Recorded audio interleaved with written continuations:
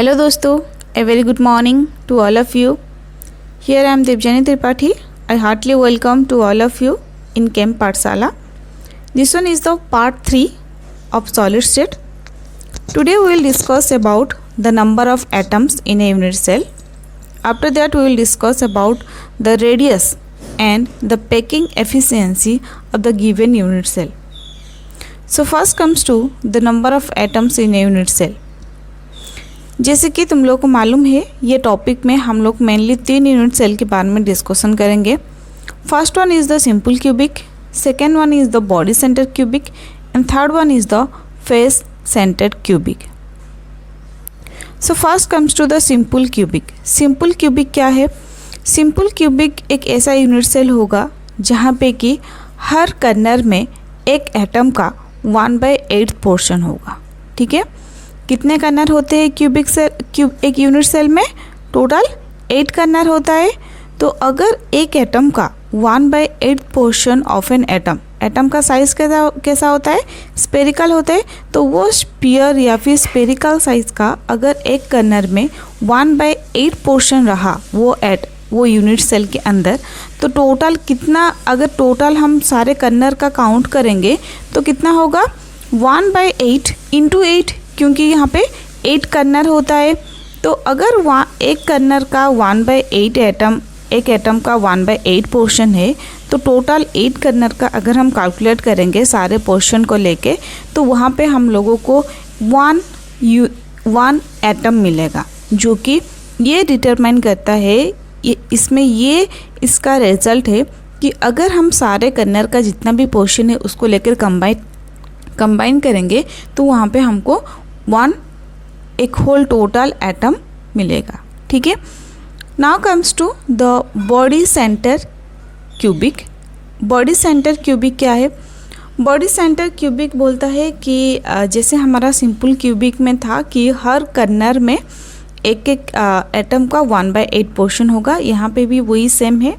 लेकिन यहाँ पे जो है बॉडी सेंटर, इसका मीनिंग है कि वो यूनिट सेल के बॉडी में, मतलब उसके सेंटर में एक होल टोटल 1 एटम होगा. ठीक है, पूरा 1 एटम का जैसा साइज़ होता है स्पेरिकल, वो उसके सेंटर में होगा और उसके कर्नर में 1/8 पोर्शन होगा एक एटम का.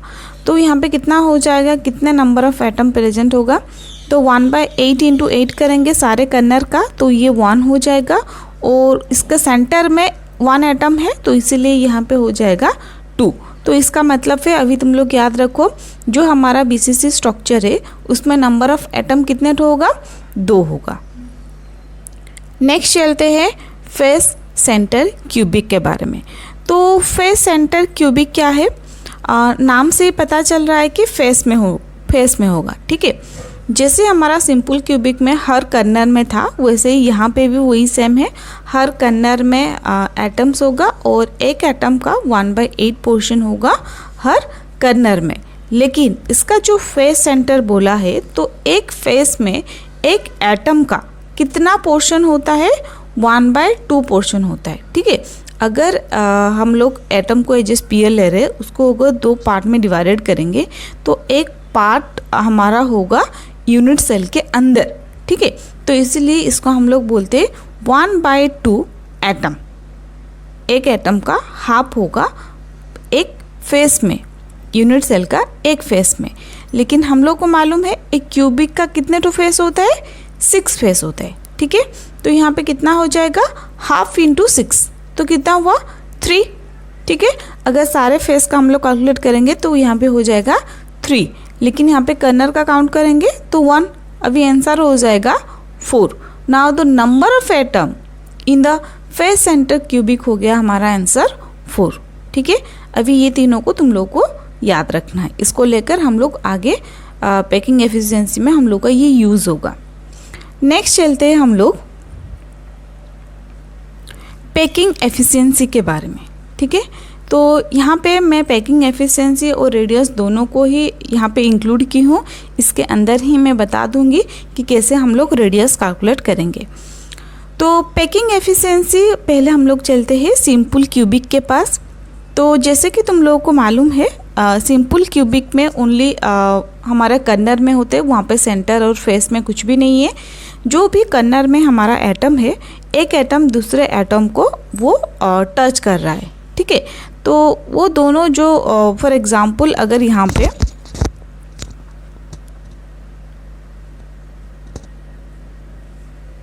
देखो, अगर यहाँ पे ये एक हमारा कर्नर है, ये एक कर्नर है, ठीक है। अगर ये दोनों का जो 1/8 पोर्शन है, तो 1/8 पोर्शन अगर ये दोनों को टच कर रहे, ठीक है, ये दोनों को टच कर रहे, तो इसका मतलब है कि एक एटम का रेडियस और दूसरे एटम का रेडियस ये एक दूसरे को टच कर रहे। तो जैसे कि हम लोग को मालूम है let the radius of one atom is r, तो क्योंकि ये दोनों को टच कर रहे तो यहाँ पे भी r, तो इन दोनों को मिलाकर कितना हो रहा है 2r। और हम लोगों को यहाँ पे लेट अस कंसिडर एक यूनिट सेल का एक जो हमारा एज लेंथ है, कितने तो एज लेंथ है 1 2 3 4 5 6 7 8 9 ऐसे करके चारों तरफ से जो भी हमारा जितना भी हमारा एज लेंथ है एक यूनिट सेल का, लेट इट बी a, ठीक है, क्या है a है। तो अगर ये टोटल हमारा a है, ठीक है, और यहाँ पे दो ठो एटम का रेडियस मिलकर वहाँ a है, तो यहाँ पे हमारा कितना हो जाएगा, a है हमारा क्या है, ये एज लेंथ है, यहाँ पे दो एटम का रेडियस मिल रहा है, तो इसका मतलब है क्या है a is equals to 2r होगा, ठीक है। और r इज इक्वल्स टू कितना हो जाएगा, यहाँ पे a/2 हो जाएगा। तो r क्या है, r is the radius of atom, क्योंकि वहाँ पे इजीली दो एटम का रेडियस टच कर रहे हैं, तो इसलिए यहाँ पे कोई प्रॉब्लम नहीं है। जो हमारा एज लेंथ है a बोल के, तो a इज इक्वल्स टू यहाँ पे हो रहा है 2r, और रेडियस अगर एक एटम का रेडियस तुम लोग कैलकुलेट करोगे तो इसका आंसर हो जाएगा a/2। ओके, तो यहाँ से हम लोगों को रेडियस का मालूम हो गया। नेक्स्ट चलते हैं इसका यूनिट सेल का वॉल्यूम के बारे में, ठीक है। जैसे कि तुम लोगों को मालूम है एक यूनिट सेल का वॉल्यूम क्या होता है, जो यूनिट सेल क्या है हमारा क्यूबिक है, तो क्यूबिक का वॉल्यूम क्या होता है, क्यूबिक का वॉल्यूम हम लोगों का होता है एक क्यूब, क्या होता है एक क्यूब होता है। तो इसीलिए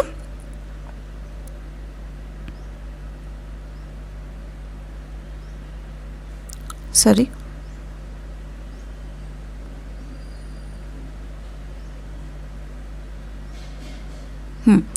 जैसे कि तुम लोगों को मालूम है एक क्यूबिक सेल का वॉल्यूम क्या होता है, ए क्यूब होता है, ठीक है।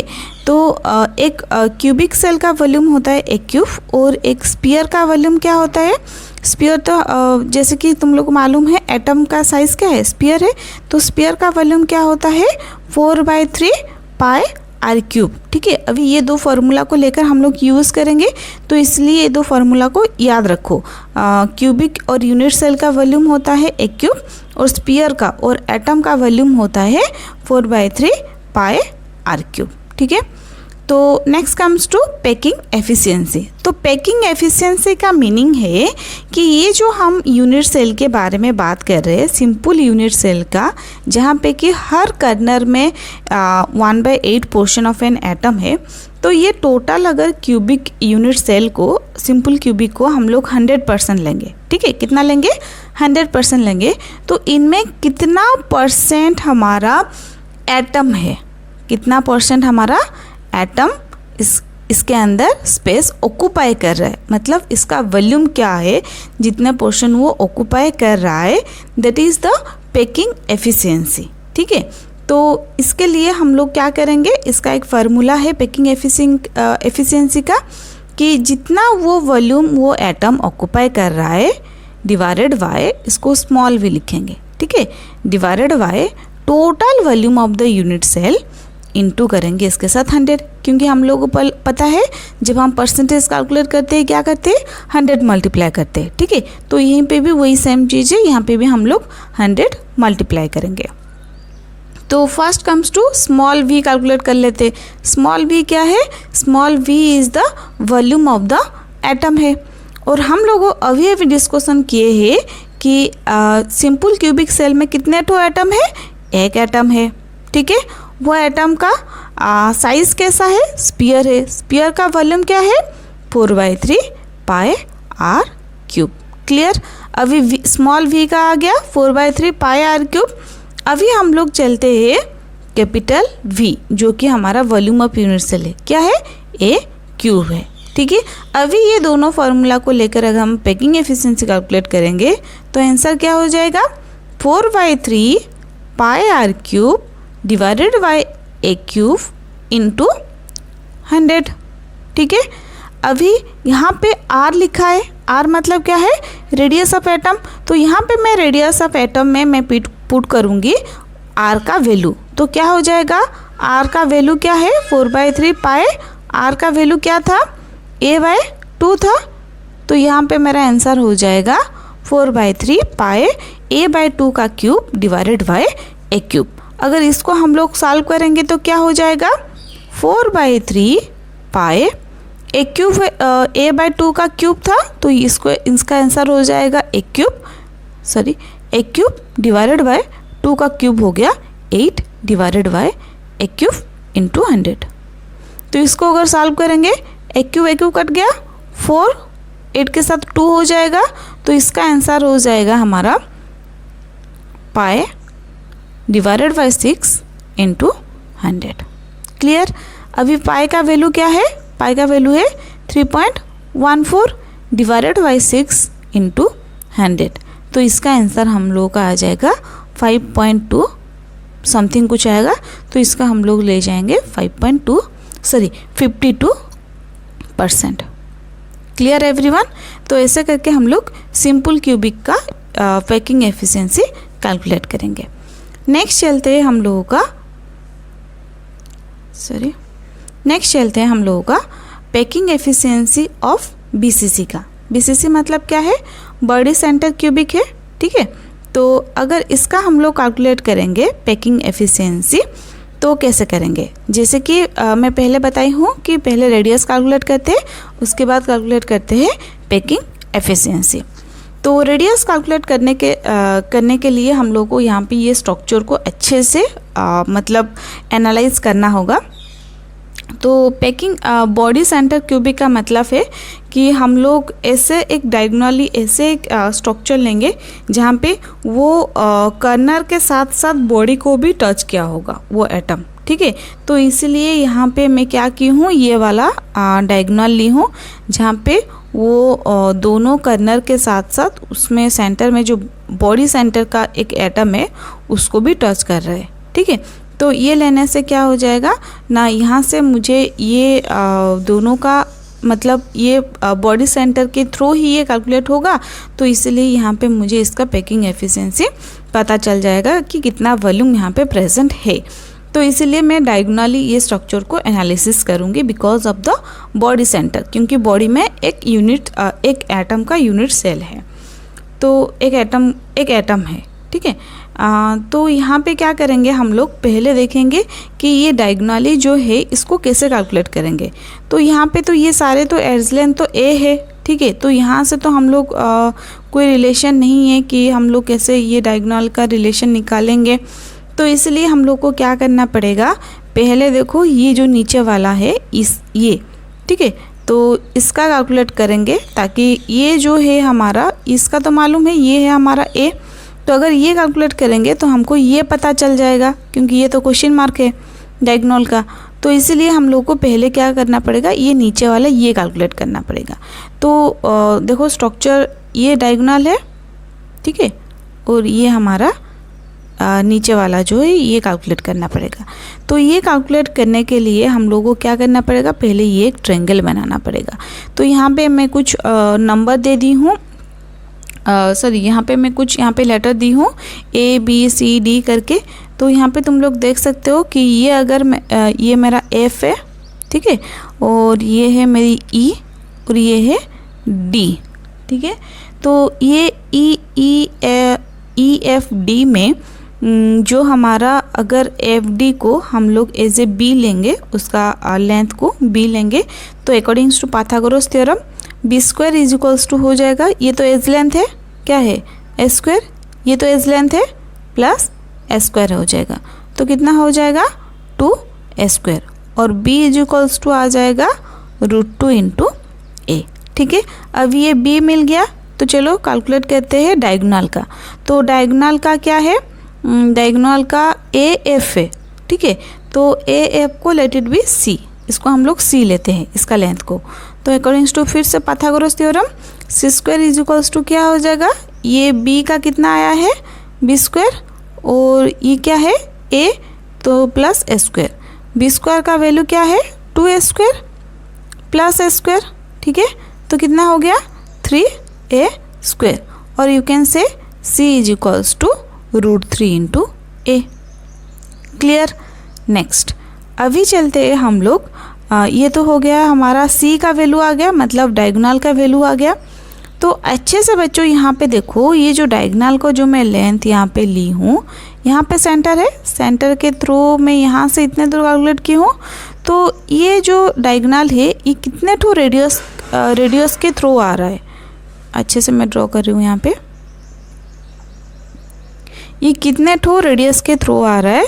तो ये तो एक रेडियस है r, यहाँ पे अगर इसको सेंटर लेंगे तो यहाँ पे 2 है और यहाँ पे 1 है। टोटल कितना तो रेडियस यहाँ पे इंक्लूड हो रहा है, यहाँ पे टोटल 4r इंक्लूड हो रहा है। तो मैं b के प्लेस में लिख सकती हूँ 4r, और 4r इज इक्वल्स टू क्या है, b इज इक्वल्स टू क्या है √3a था। ठीक है, तो यहाँ पे मुझे r का वैल्यू आ गया √3/4a। Clear everyone. तो यहाँ पे मुझे रेडियस का वैल्यू आ गया फॉर BCC। नेक्स्ट चलते हैं, देखो यहाँ पे मैं कैलकुलेट की हूँ a का वैल्यू, r का value √3a divided by 4। Next चलते हैं हम लोग इसके पैकिंग एफिशिएंसी के लिए। ठीक है, तो पैकिंग एफिशिएंसी का फार्मूला क्या है, स्मॉल v मतलब volume of atom divided by total volume of the unit cell into 100 है। ठीक है, तो यहाँ से हम लोग क्या करेंगे, पहले स्मॉल v कैलकुलेट करेंगे। स्मॉल v क्या है, वॉल्यूम ऑफ एटम है। तो BCC में कितने नंबर ऑफ एटम होता है, 2 होता है। नेक्स्ट साइज कैसा है, स्पीयर है, तो यहाँ पे 4/3 πr³। तो कितना हो गया, यहाँ पे आंसर हो जाएगा 8/3 πr³। ये है हमारा स्मॉल v। कैपिटल V क्या है, volume of unit cell A³ है, this one is the easy one. ठीक है, तो अभी इसका सारा का वैल्यू पुट करेंगे तो आंसर हो जाएगा 8/3 πr³ divided by A³ into 100। ये सुनो। नेक्स्ट यहाँ पे ये क्या है, r का क्यूब है। ठीक है, तो r का वैल्यू क्या है, r का मतलब क्या है, रेडियस है। तो r का वैल्यू क्या है, r का वैल्यू है हमारा √3/4a है। तो यहाँ पे मैं अगर ये वैल्यू पुट करूँगी 8/3 पाए √3/4 का क्यूब, सॉरी √3/4 a का क्यूब डिवाइडेड बाय A³। तो यहाँ पे मुझे मिल जाएगा 8/3 पाए √3 का क्यूब कितना होगा, 3 इंटू √3 डिवाइडेड बाय 4 का क्यूब कितना हो जाएगा, 64 into A³ divided by A³। ये सुनो। नेक्स्ट इसको अगर हम कैलकुलेट करेंगे तो ये 8 × 64, ये सॉरी ये 3 कट जाएगा, ये A³ कट जाएगा। तो बचा है क्या, यहाँ पे हमारा बच गया, ऊपर था √3 डिवाइडेड बाय 8 × 64 था, तो 8 पाए इंटू 100 ये बच गया। ठीक है, अभी √3 का वैल्यू इंटू पाए का वैल्यू करके डिवाइडेड बाय 8 करोगे तो इसका जो रिजल्ट आएगा वो आएगा 68%। तो इसका मतलब है कि हमारा जो BCC स्ट्रक्चर है वहाँ पे जो हमारा नंबर ऑफ एटम 2 है वो टोटल 100% वाला यूनिट सेल का कितना वॉल्यूम ऑक्यूपाई कर रहा है, टोटल 68% वो ऑक्यूपाई कर रहा है। मतलब है कि उसमें एम्प्टी स्पेस कितना है, 32% वहाँ पे एम्प्टी स्पेस है। क्लियर। नेक्स्ट जो हमारा लास्ट टॉपिक है वो है हमारा फेस सेंटर क्यूबिक का पैकिंग एफिशिएंसी। ठीक है, अभी अभी हम लोग डिस्कशन किए हैं कि जो भी हम पैकिंग एफिशिएंसी कैलकुलेट करते हैं उससे पहले हम उसका रेडियस कैलकुलेट करते हैं।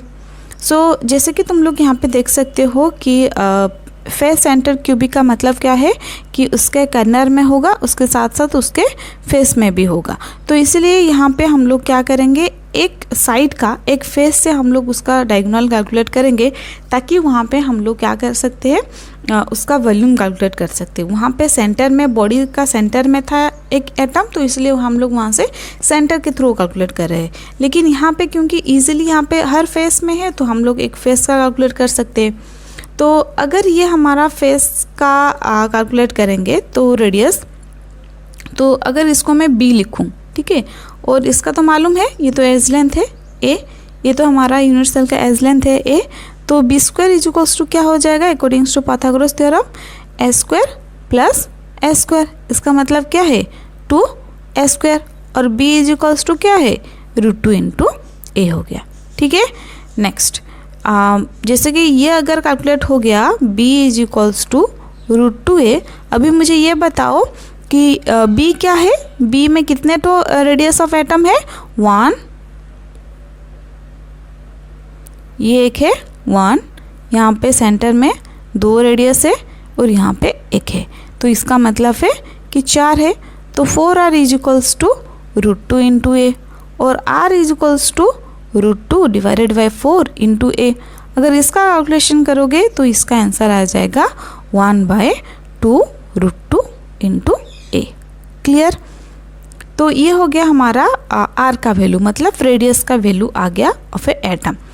तो नेक्स्ट चलते हैं इसका पैकिंग एफिशिएंसी के पास।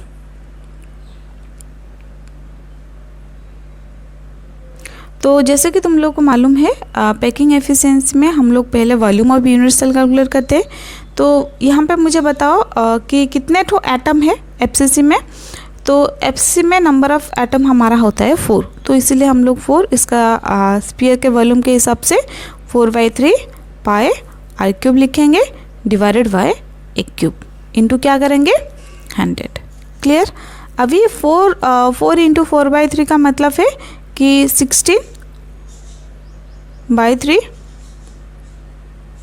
पाई r³ divided by a³ into 100। Clear? अभी यहाँ पे अगर हम a का वैल्यू पुट करेंगे, ठीक है, तो क्या हो जाएगा, ये तो था 16 डिवाइडेड बाय 3 पाई, r का वैल्यू क्या है 1/2 √2 इंटू a, इसका क्यूब डिवाइडेड बाय a³। ठीक है, यहाँ से अगर हम डायरेक्ट पुट करेंगे तो 16/3 पाई a³ डिवाइडेड बाय 2 का क्यूब कितना होगा, 2 का क्यूब होगा 8 इंटू √2 का क्यूब क्या होगा 2 इंटू √2, तो इसका मतलब है 8 इंटू 2 क्या होगा 16। तो यहाँ पे ये 16 कट जाएगा, ये डिवाइडेड बाय a³ है। ठीक है, तो यहाँ से ये a³ कट जाएगा। अभी क्या हो गया, पाई डिवाइडेड बाय 3 इंटू √2 इंटू 100 है, तो पाई डिवाइडेड बाय 3 इंटू √2 इंटू 100 करेंगे। ठीक है, तो यहाँ से अगर हम कैलकुलेट करेंगे इसका वैल्यू, तो ये हो जाएगा हमारा, देखो यहाँ पे पाई 3 √2 का वैल्यू यहाँ पे पुट करेंगे, तो इसका हमारा टोटल आंसर आ जाएगा 74%।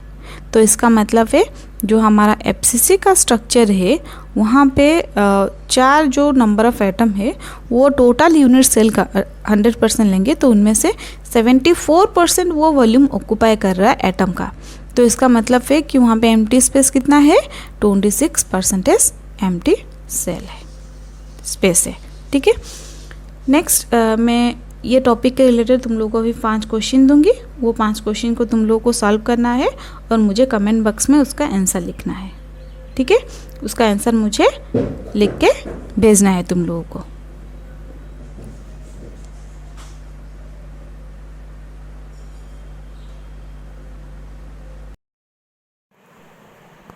So these are the 5 questions related to your topic, so you all have to answer me on the comment box.